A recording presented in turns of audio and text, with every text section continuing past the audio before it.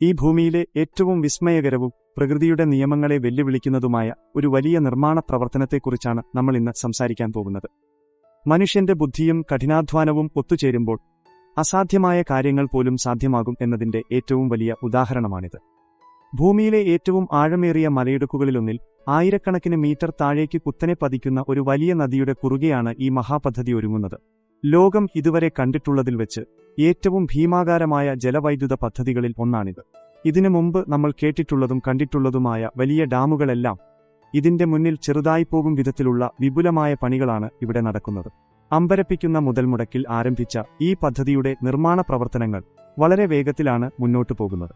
പ്രകൃതിയുടെ ഏറ്റവും ദുഷ്കരമായ അന്തരീക്ഷത്തിൽ ആരും എത്തിപ്പെടാൻ മടിക്കുന്ന മലനിരകൾക്കിടയിലാണ് ഈ അത്ഭുത നിർമ്മാണം യാഥാർത്ഥ്യമാകുന്നത്.